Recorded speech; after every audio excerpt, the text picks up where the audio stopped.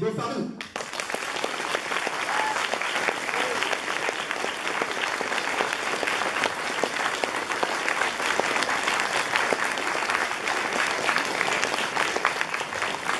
Dans le rôle de Richard, Ludovic.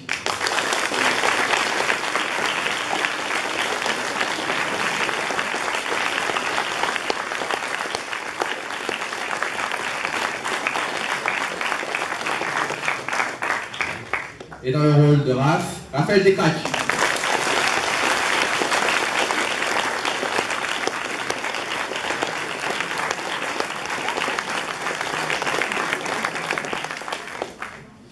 Alors, ce que vous venez de voir, c'est un extrait, c'est la moitié environ, enfin la première partie de La Caméra du Futur, qui est une sorte de web-série parallèle que Raph a tourné derrière mon dos avec les copains lors du tournage de la saison 4. Voilà, donc il y a d'autres épisodes à retrouver sur le DVD de la saison 4 en vente à notre manga. Donc voilà, moi je suis très content de cette web-série que j'ai pu découvrir un peu à la fin, quoi. Je ne les voyais même pas tourner. Donc Raph, tu peux nous raconter comment s'est passé ce tournage, s'il te plaît? C'était assez cool, ouais, parce que vu qu'on avait passé un mois à Poitiers quand on a tourné la saison 4, on s'est dit qu'il y allait y avoir des moments où on n'aurait rien à faire et on s'est dit tant qu'à faire, tournons quelque chose. On avait une caméra qui traînait, on avait les costumes, on avait un beau lieu. Donc on a essayé de rentabiliser comme ça et du coup Slim et Florent ont écrit des petits trucs à tourner. On a essayé de trouver une sorte de continuité avec cette caméra retrouvée pour faire un truc qui se passe entre les saisons 3 et 4 et pendant la saison 4 en cachet. Voilà. Merci à tous, au revoir. Ouais, donc après on voit, par exemple, il y a une scène après où on voit comment Henri et le visiteur, la première fois qu'on les voit, Henri Belge et le visiteur, la première fois qu'on les voit dans la saison 4, en fait, on voit la scène qui se passe juste avant, et ils entendent l'arrivée de Raph, etc. Donc voilà, donc on a fait ça et tout, donc c'est dans le DVD, n'hésitez pas à regarder ça. On a aussi des making-of, on a aussi plein d'autres trucs cool et tout, donc pour tous ceux qui pensent avoir tout vu du visiteur, il y a encore du contenu qui existe, voilà. Bien sûr, on a aussi, entre autres, en ce moment, l'actualité du moment du visiteur, c'est le roman La Meute, qui est pour le coup la véritable suite de la saison 4. Pour l'instant, ça sort par épisode en e-book. Il y a un dernier épisode qui va sortir là en décembre, et donc ça sera peut-être le tout dernier épisode réellement du Visiteur Futur. Voilà, donc ça, je pense, ça va être la question qu'on va me poser directement, donc je ne peux pas y répondre tout de suite. On ne sait pas. On ne sait pas comment la série va continuer. On est allé tellement loin dans le support, on va dire, web-série, qu'on voyait nous-mêmes pas trop l'intérêt de continuer à faire des budgets comme ça de ouf et tout, etc. Enfin, voilà quoi, donc ça devenait un peu compliqué, donc c'est vraiment, c'est pas du tout, on va dire, Ankama ou France Télé qui a dit stop, hein, c'est vraiment nous, on savait, quand on a commencé même à faire la saison 3, Ankama m'a dit ok, on te finance 2 saisons, et après on verra. J'ai fait ok, pas de problème. Donc c'était ça le deal un peu de base, c'était 2 saisons, 3 et 4, et après on verra. L'avantage c'est que ça a bien marché, France 4 ils sont très contents, normalement ils vont diffuser la saison 4 à l'antenne et tout, donc ça c'est plutôt cool, mais voilà, on ne sait toujours pas comment la série peut continuer d'un point de vue audiovisuel, et l'avantage des romans c'est que c'est beaucoup plus rapide à faire. Nous on s'est vraiment éclaté avec Slim à le faire. C'est sûr que c'est un support différent, beaucoup de gens qui disent oh là là mais c'est chiant l'e-book, moi j'aime pas lire sur mon PC. C'est pas, ça remplace pas un livre, hein, c'est sûr. Après il y a plein de façons de lire un e-book, hein, sur les portables, sur les tablettes et tout, donc ça peut être agréable quand même, voilà, donc ça peut le faire. Tous ceux qui l'ont lu ont l'air d'avoir apprécié, et on espère pouvoir faire l'édition papier à la fin de l'année, voilà, quoi, pour que tout le monde puisse le lire. Parce que franchement, voilà, ceux qui adorent le Visiteur Futur, ils disent ah c'est trop bien, j'ai arrêté la saison 4, c'est dommage parce que le roman vraiment continue l'aventure et explique pas mal de choses qui n'étaient pas expliquées dans la série.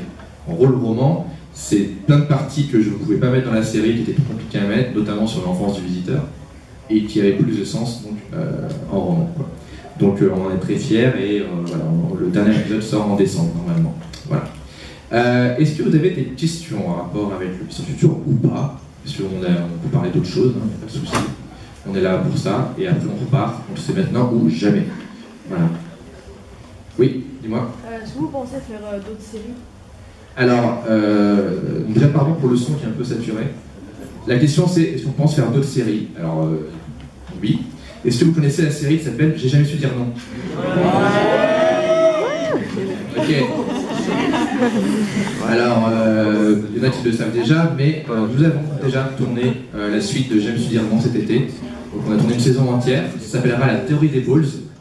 Et ça parlera surtout du personnage de Mitch. Voilà. Tu as une chaise trop grande, c'est ça? T'es pas à l'aise? Et voilà, donc on a tourné ça cet été, ce sera 10 épisodes de 8 minutes environ, et ça commence à sortir à partir de janvier. Voilà, et attendez-vous à un teaser dans pas très longtemps. Voilà, voilà donc ça c'est l'autre série, on va dire, majeure. Après, on a d'autres projets de vidéos, etc. Mais en termes de série de fiction, la série de l'année pour nous, c'est la saison 2 de J'ai jamais su dire non. Voilà. D'autres questions? Yes?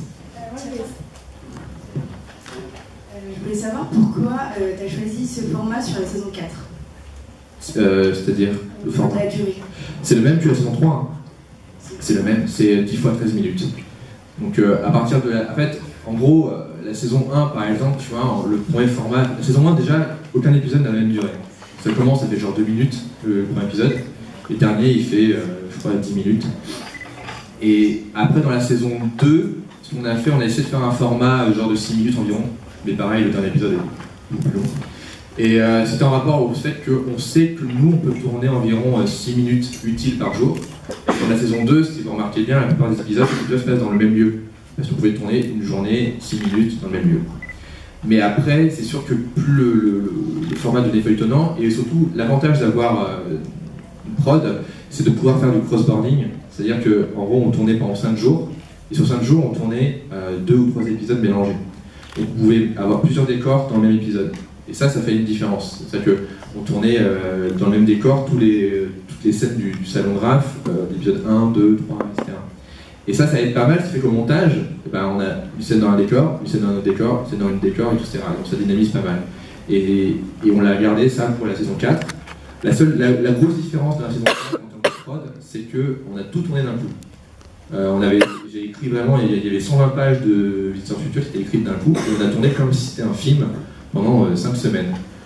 Et ça, c'était la vraie grosse différence, quoi. Donc voilà. Mais on n'aurait pas pu le faire autrement, en fait.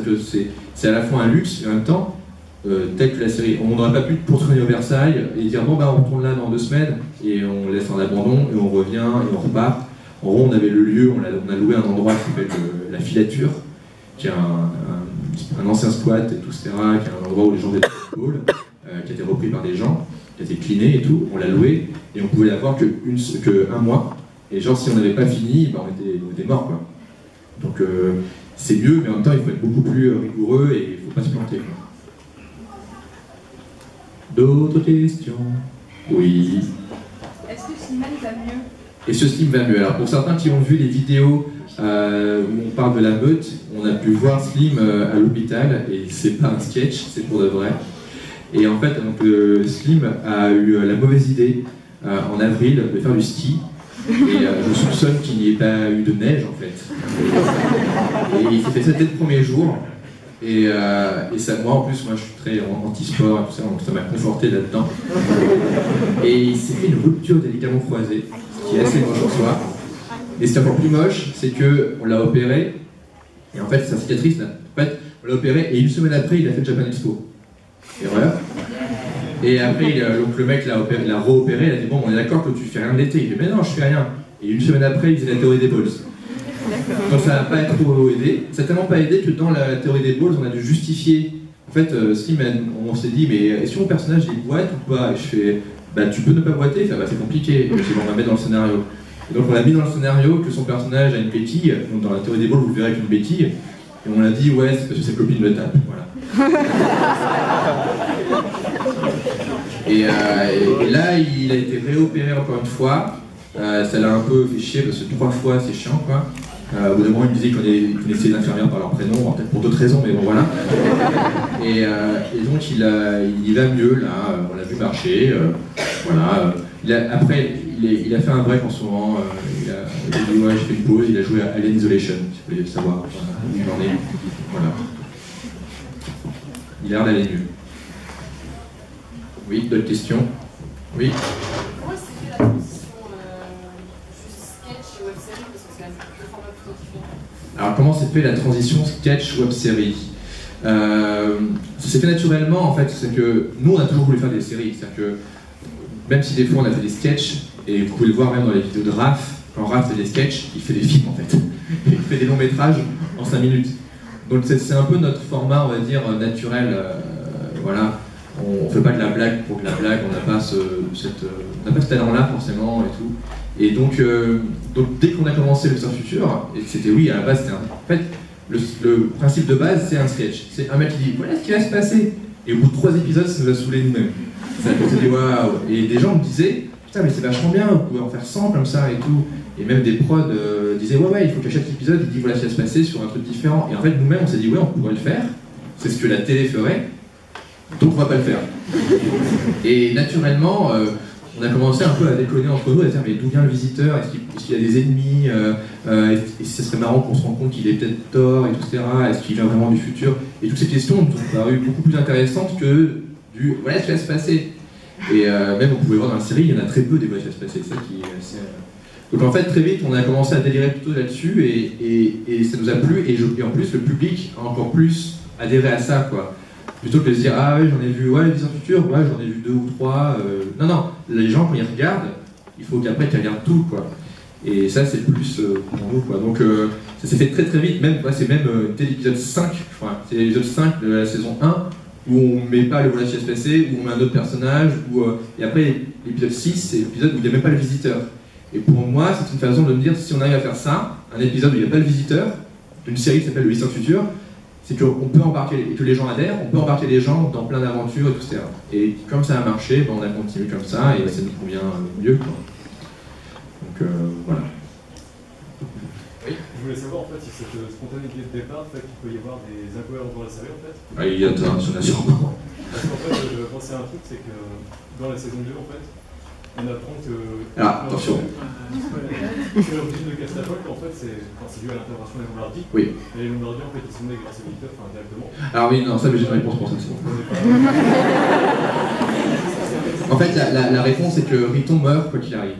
Que Riton est tellement un connard que la réponse est que soit les Lombardies le tuent, soit il se fait tuer quoi qu'il arrive un jour, parce qu'il est tellement exécrable, il traite tellement tout le monde enfin, tous ses employés, dans ma tête, il serait mort quoi qu'il arrive à un moment ou à un autre, par n'importe qui, quoi. Voilà.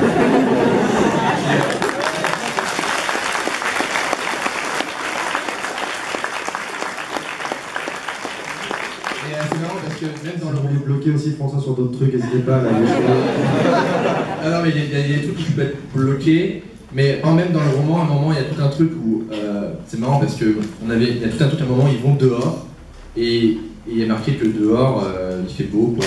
Et là, tout d'un coup, je savais qu'avec Slim, du coup, faut que tu mettes un truc très important parce que les gens vont faire chier.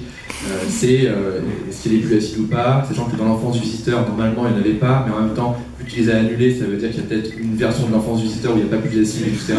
Donc on a mis tout un paragraphe comme ça, hyper abstrait. Et on a eu raison parce que sur le forum Frenchner, les gens étaient là, mais pourquoi il n'y a pas de PS? Voilà. Et ce qui est marrant, c'est qu'il y a des détails que les gens remarquent et qui disent ah là c'est pas logique, mais il y a des trucs beaucoup plus absurdes que personne ne remarque. Quoi. Ce sont en fait des codes du cinéma un peu, quoi, des trucs auxquels on ne fait pas attention, mais qui sont complètement débiles. Et nous on aime bien jouer là-dessus. En fait, par exemple, un truc que je trouve trop marrant, mais que on trouve ça normal, dans la saison 2, il y a Sarah Lombardi à la fin qui claque des doigts, et là t'as 15 mecs qui sortent de nulle part, qui étaient en rang en fait, qui étaient préparés dans un couloir dans... Et là ils sortent, ils se mettent en rond autour du gars, et ils commencent à l'attaquer un par un. Et ça n'a pas de sens en soi. Et pourtant, comme on l'a vu 10 000 fois, on se dit ah les hommes de main, ils attendaient qu'on claque des doigts pour sortir Et je me suis toujours dit, putain, il faut qu'on fasse la scène où ils sont dans le couloir, ils sont là, t'as entendu à quelqu'un doigt? Moi j'ai la dit c'est pour vous? Non. Ok, vous êtes bien en rang? Ok, très bien. On attend encore un peu, hein. Voilà. D'autres questions? C'est sûr qu'on peut répondre aux questions du Viseur Futur, mais On a aussi Ludovic et Raph qui ont d'autres aussi trucs à dire sur Internet, sur Breaking Bad, sur tout. Alors, quelqu'un qui n'a pas posé de questions, toi t'as pas posé de questions? Ok. Moi, je voulais savoir ce qui vous inspirait, ce que vous aimeriez utiliser plus tard, s'il y avait des bouquins en particulier, des séries ou même des films, et savoir comment, si vous vouliez les utiliser plus tard, ou si ça vous inspirait pour ce que vous faites en ce moment. En rapport visiteur, ou et d'autres choses? Tout? Bon, je commence par le visiteur, mais après on verra avec les autres en fonction du projet. Pour le visiteur, en fait, moi, ce que j'aurais rêvé de faire, là je peux vous en parler parce qu'en gros il y a très peu de chances que ça se fasse. Ce qui est triste, mais j'aurais aimé faire un spin-off ou d'autres histoires à Néo Versailles, parce que l'univers de Néo Versailles m'a vraiment plu, et j'avais une idée de suite potentielle juste à Néo Versailles sans le visiteur, et ça aurait été vraiment un mélange entre Mad Max et Downton Abbey. Je sais pas si vous connaissez Downton Abbey, c'est une série anglaise, etc. Et j'adore cette série. Et j'aurais aimé continuer de voir la vie de Downton Abbey, la vie de Néo Versailles, et voir à quoi ça ressemble, et après les problèmes du visiteur, les rapports entre le peuple et l'espèce de royauté chelou et tout. Et j'aurais aimé traiter un peu plus de ça, quoi. Donc ça, j'aurais aimé aller plus là-dedans et tout, etc. Et ça n'aurait pas été forcément un truc très SF, en fait. Ça aurait été les problèmes de comment gérer l'invasion des zombies, tous ces reins et tout. Et ça m'aurait plu de développer. J'étais en fille, en fait, si je me sens élève, quoi. C'était pour savoir dans ton travail si tu souhaitais intégrer ou utiliser des idées que tu aurais eues par rapport à des séries ou des films ou des bouquins. Donc, c'est si d'autres œuvres m'ont inspiré pour faire des trucs, c'est ça? Ou si j'avais une idée pour Titanic, une autre fin de Titanic, si je le mets dans un truc, c'est ça? Alors, c'est si tu as des trucs que tu aimes bien, ouais. Tu aimerais imiter. Bah, des influences, quoi. Voilà, l'influence. Oui, bah oui.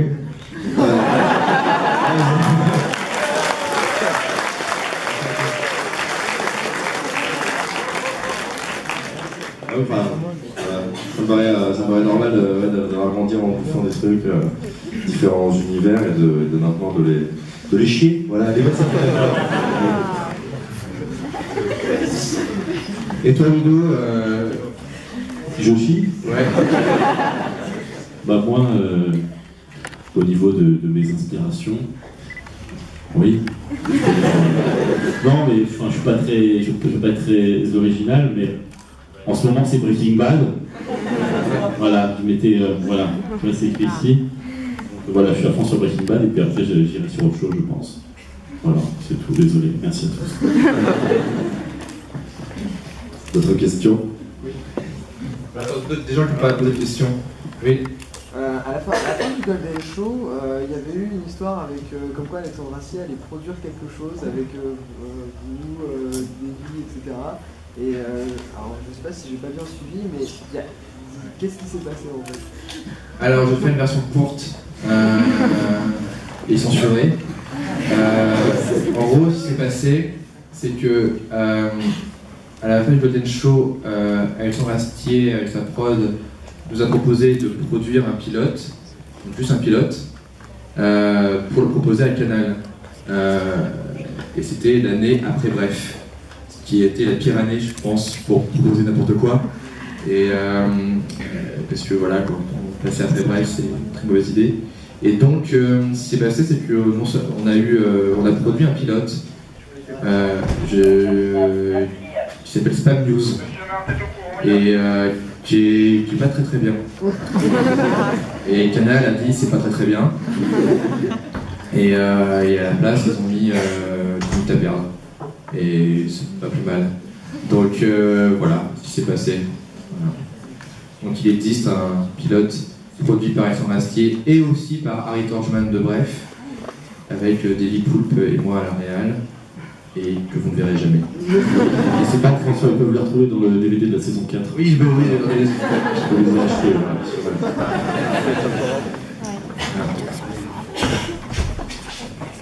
Quelqu'un qui n'a pas posé de questions? Oui. Par rapport à Sur 4, est-ce qu'on va avoir droit à d'autres vidéos de merde qui drainent des enfants? Faut suivre. Comment? C'est toi qui l'as fait quand même, Donc est-ce que je vais faire d'autres vidéos? Oui.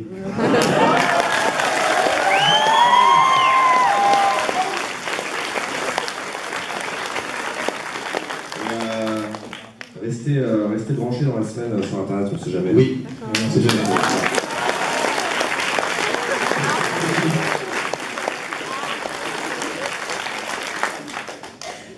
Jeudi. Donc, d'autres questions? Qu'est-ce qui se passe jeudi, François? Et je peux te poser une question. C'est sur DVD, c'est sur DVD aussi. Oui, chemise rouge. C'est une question pour Raph, mais combien de temps pour te coiffer le matin? À peu près à 23h. D'autres questions? Le plus chelou là, oui. Ah, mais non, mais. Alors là, oui, forcément, t'entends pas. Et si on voit ton visage, ah bah t'es grillé. Voilà. En fait, c'est pour les acteurs. Au niveau de votre jeu d'acteur, comment vous l'avez construit en fait? Est-ce que vous avez diverses influences d'autres acteurs? Alors, on va commencer par Thibaut Farnoux. Ouais, alors globalement, moi,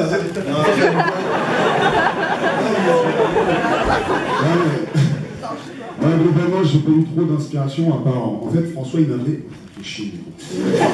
En fait, François, il m'a appelé et il m'a dit est-ce que tu veux faire un capitaine de la garde? Et en fait, quand j'ai lu le truc, j'ai eu l'impression, enfin, tu me corriges si je me trompe, que globalement, il s'était plus inspiré, on va dire, de moi en soirée.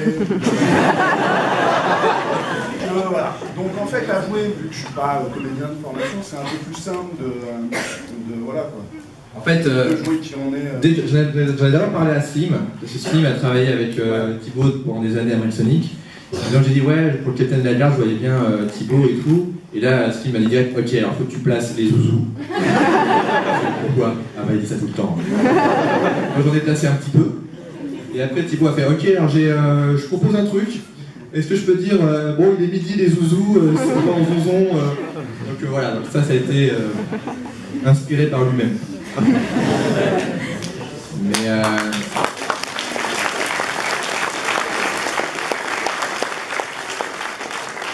et moi je pense que Thibaut c'est un des comédiens les moins exploités. Voilà, vous avez pu le voir dans des petites vidéos récemment de moustache, il y a toujours des petits rôles bien marrants, etc. Voilà, donc mais à la base il est réal et chef-op. Voilà, donc il est multitâche. Voilà. J'essaie de le vendre et tout pour le projet. Retrouvez-le sur le DVD aussi, la saison 4. Et pour vous autres, des références Moi, c'est Breaking Bad. Grande Stone. Voilà mes influences en ce moment. On se retrouve dans le book de Richard, surtout. T'as tout mis dans le book. Non, pas. Moi, il y a. Enfin, en tout cas, c'est moi-même.